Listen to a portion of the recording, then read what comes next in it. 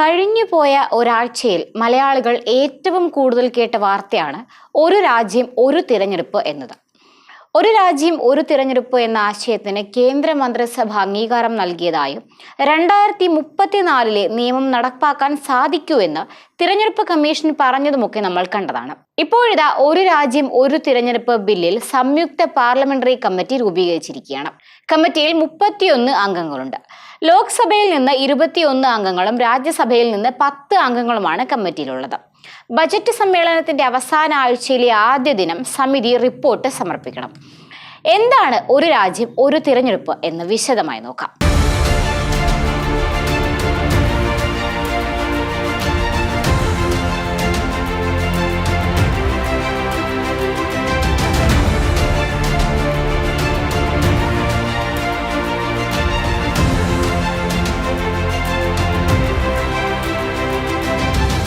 അടിസ്ഥാനപരമായി രാജ്യത്തെ തിരഞ്ഞെടുപ്പുകളെല്ലാം ഒരുമിച്ച് നടത്തിക്കൊണ്ട് അതുമായി ബന്ധപ്പെട്ടുണ്ടാകുന്ന ചെലവുകൾ ചുരുക്കുകയാണ് ഉദ്ദേശിക്കുന്നതെന്നാണ് കേന്ദ്ര സർക്കാർ ഇതേപ്പറ്റി വിശദീകരിക്കുന്നത്.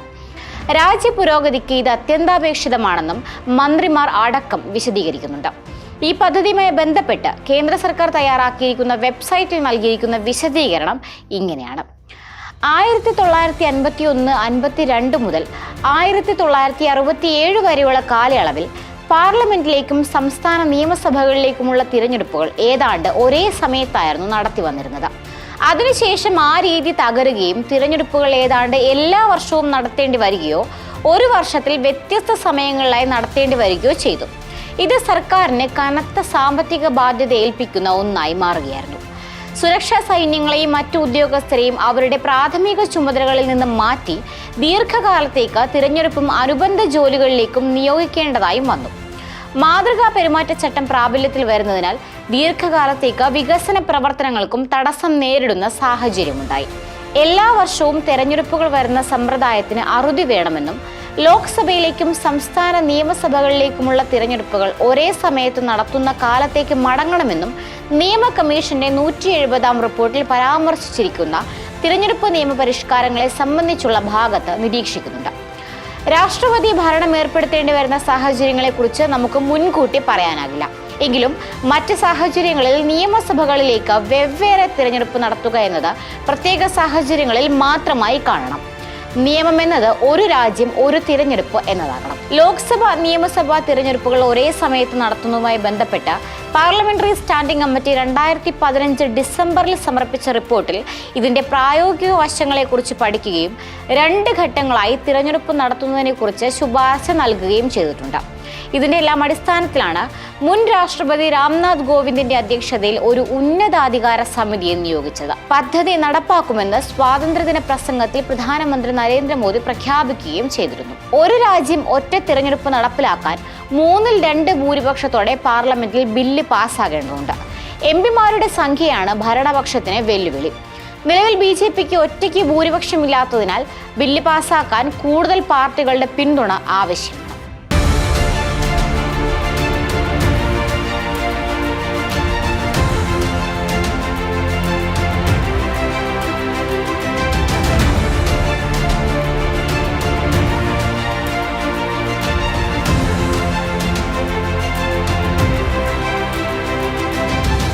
ഇനി മറ്റൊരു വാർത്തയിലേക്ക്. കേരളത്തിലെ കുരുതിക്കളമാകുന്ന റോഡുകളെ പറ്റിയും കുരുതി കൊടുക്കേണ്ടി വരുന്ന മനുഷ്യജീവനുകളെ പറ്റിയും നാം എപ്പോഴും ചർച്ച ചെയ്യുന്നതാണ്. 15 ദിവസത്തിനിടെ 20-ലേറെ പേരാണ് സംസ്ഥാനത്ത് പലയിടങ്ങളിലായി വാഹനാപകടത്തിൽ മരണമടഞ്ഞത്. 3 പേരിൽ കൂടുതൽ മരിച്ച 3 അപകടങ്ങളാണ് 2 ആഴ്ചക്കിടെ മാത്രം ഉണ്ടായത്. അതിൽ ഏറ്റവും ഒടുവിലത്തേതാണ് പത്തനംതിട്ട മുറിഞ്ഞകല്ലിൽ ഒരു കുടുംബത്തിലെ 4 പേർ നിരത്തിൽ പൊലിഞ്ഞ സംഭവം. നവദമ്പതിമാരായ പ്രമാടം മല്ലശ്ശേരി വട്ടക്കുളഞ്ഞി പുത്തേത്തുണ്ടിയിൽ വീട്ടിൽ നിഖിൽ ഈപ്പൻ മത്തായി, ഭാര്യ അനു ബിജു, നിഖിലിന്റെ പിതാവ് മത്തായി ഈപ്പൻ, അനുവിന്റെ അച്ഛൻ മല്ലശ്ശേരി തെങ്ങുംകാവ് പുത്തൻ വിളക്കിഴക്കിയതിൽ ബിജു പി ജോർജ് എന്നിവരാണ് ഞായറാഴ്ച പുലർച്ചെ കാർ അപകടത്തിൽ മരിച്ചത്. നിഖിൽ ഈപ്പൻ മത്തായിയും അനു ബിജുവും പ്രണയിച്ചു തുടങ്ങിയത് 8 വർഷം മുൻപാണ്. ഒരുപാട് കാത്തിരുന്ന ശേഷമായിരുന്നു വിവാഹം.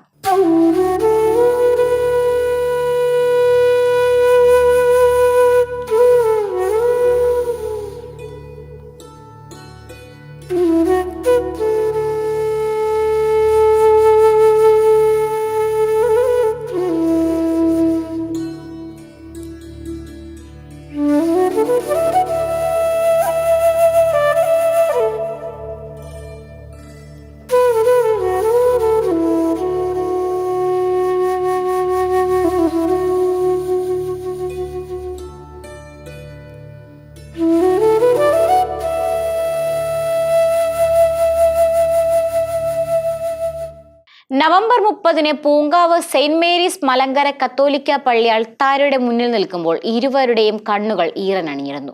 പ്രണയത്തിനും മരണത്തിനുമിടയിൽ അവർ ഒന്നിച്ച് ജീവിച്ചത് 15 ദിവസങ്ങൾ മാത്രമാണ്. അടുത്തറിയാവുന്നവരായിരുന്നു ഇരുവരും.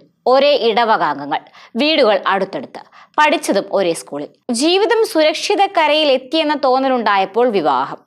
10 മധുവിധുവിനായി ഇവർ മലേഷ്യയിലേക്ക് തിരിച്ചു.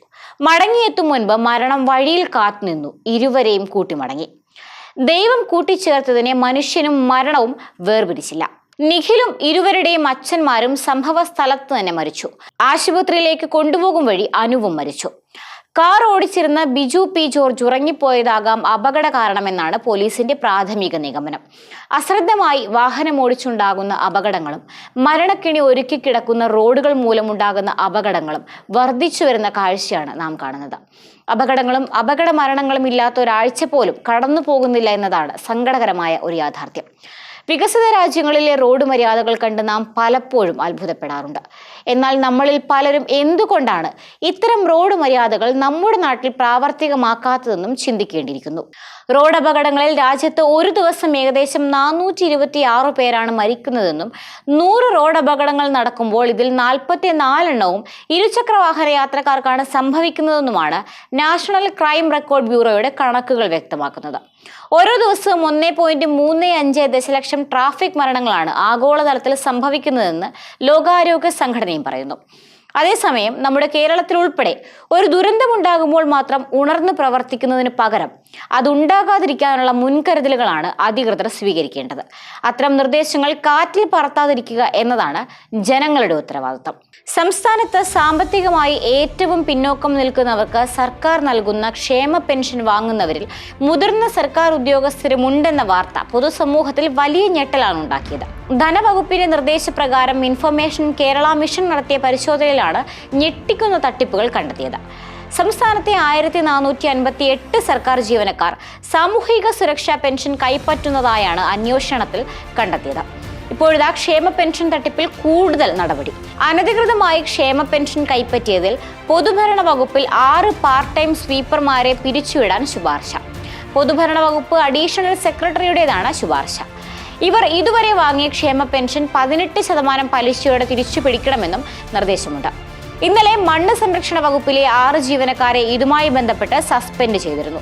ഇതിനു പിന്നാലെയാണ് പൊതുഭരണ വകുപ്പിലെയും ജീവനക്കാർക്കെതിരെ ശുപാർശ വന്നിരിക്കുന്നത്. ശുപാർശ നിലവിൽ മുഖ്യമന്ത്രിക്ക് കൈമാറിയിട്ടുണ്ട്.